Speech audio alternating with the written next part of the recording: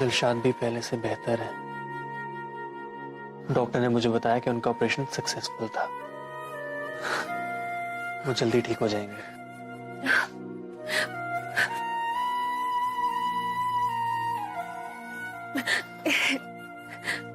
हया, हम उनसे अभी नहीं मिल सकते हैं।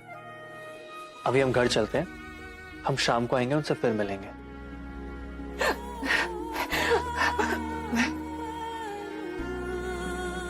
लेकिन हया,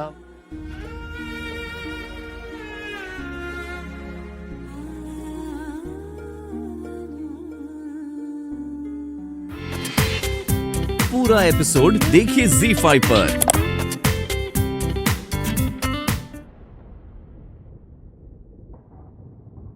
अगर हमारा करोड़ों का फायदा हुआ है तो घाटे में तुम भी नहीं हो। ये मत भूलो कि मैं जानता हूं कि तुमने निकाह क्यों किया। नहीं, क्या समझते हैं अपने आप को? कुछ भी बोल देते, खास तौर पे मेरे लिए। कैसे सोच सकते हैं ऐसा? एक तो मैंने उनका बर्थडे याद रखा, केक रखा उनके लिए, और उन्होंने हमेशा की तरह मुझे बेइज्जत किया।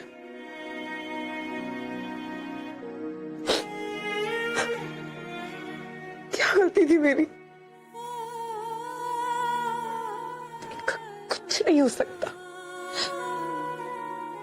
जल्लाद कहीं के, खुद तो किसी के लिए कुछ अच्छा कर नहीं सकते, और अगर मैंने कुछ करने की कोशिश की तो मुझ पे इतना शक किया।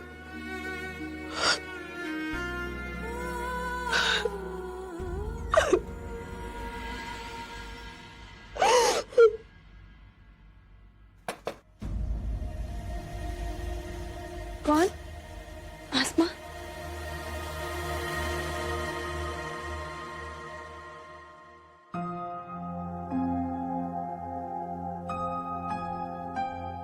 ये सब क्या हो रहा है सनम? इतना तो सब जानते हैं कि इस निकाह के पीछे कोई राज है, पर तुम यहाँ इस कमरे में। मेरा मतलब है तुम्हारा कमरा तो अब। मैं बस यही उम्मीद करती हूँ कि ये जो कुछ भी हुआ है तुम्हारी मर्जी के खिलाफ नहीं हुआ है। छोड़िए ना आसमा, जो होना था वो हो चुका है।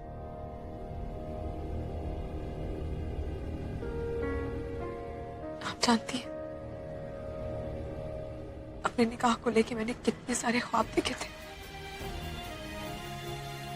हर लड़की की तरह मैं भी यही सोचती थी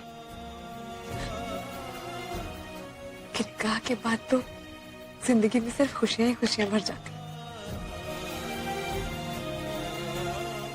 पूरी जिंदगी का हिसाब कर रखा था मैंने, लेकिन मुझे अब समझ में आया कि इबादत में हाथ उठाने से हाथों की लकीरें नहीं बदल जाती, तब वही जो नसीब में लिखा होता है। क्या बेगम साहिबा जानती हैं कि तुम आहिल भाई के कमरे में नहीं यहाँ हो? बिल्कुल नहीं, और आप भी मत बताइएगा, बेवजह परेशान हो जाएंगी।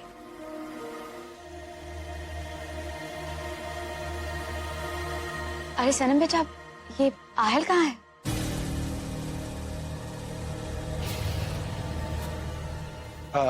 बेगम साहिबा, आहिल बाबा अभी तक आए नहीं है। क्यों? अरे मुझे नहीं पता। तो मालूम करो, उसे फोन करके पूछो कि कब आ रहा है। कम से कम रमजान के महीने तक तो हम साथ बैठकर खाना खा सकते हैं ना।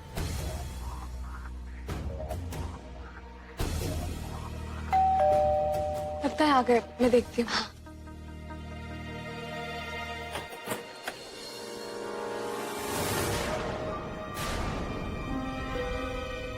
वकील साहब, सलाम अलैकुम।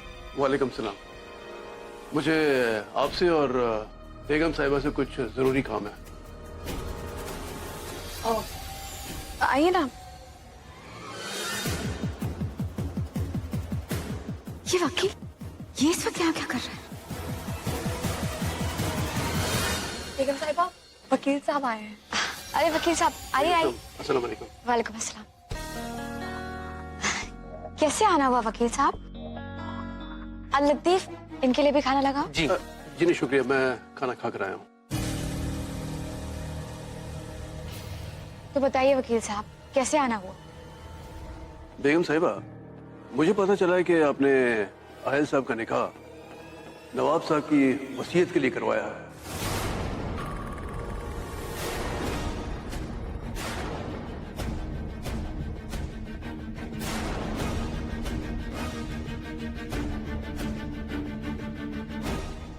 अगर ये सच है तो मुझे आपसे ये उम्मीद नहीं थी। क्या वकील साहब, अभी आप ये सब क्या कह रहे हैं? बेगम साहिबा, क्या ये सच नहीं है कि आयल साहब से निकाह से पहले सनम इस घर में एक मामूली सी मुलाजिम थी, एक मामूली सी कुक? हाँ हाँ वो थी, तो इससे क्या फर्क पड़ता है? क्या ये भी सच नहीं है कि सनम के साथ किया गया यह निकाह आखिरी वक्त का एक फैसला था? आयल साहब और सनम एक दूसरे को बिल्कुल पसंद नहीं करते, और हमने तो ये भी सुना है कि आयल और सनम रात को अलग अलग कमरों में सोते हैं।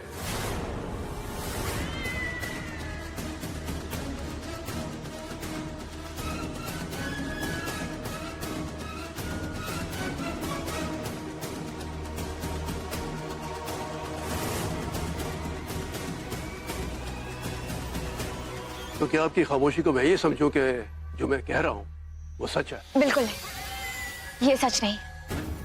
मानता हूँ वकील साहब कि सनम एक कुक की हैसियत से इस घर में आई, लेकिन किस्मत ने हमें पहले ही मिला दिया था। जब सनम एक ढाबे की मालकिन थी।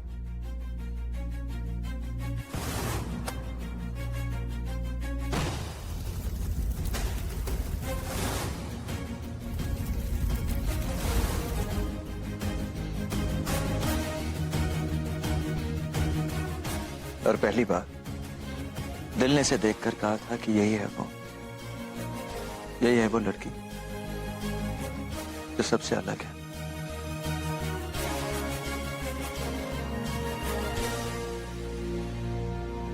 और वैसे भी वकील साहब कहते हैं ना कि किस्मत के खेल को कोई नहीं समझ सकता।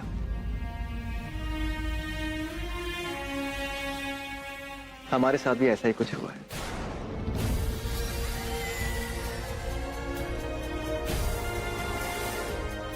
तभी तो हमारे दिल के धागे बंध गए थे,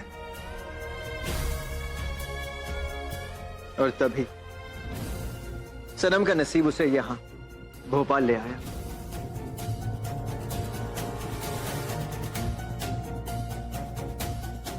और जॉब भी मिली तो कहां, यहां।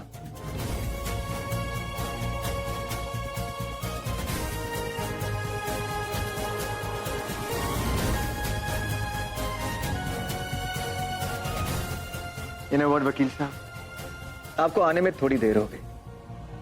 अगर कुछ महीने पहले आए होते और ये कहते कि आपकी शादी सनम के साथ हो रही है,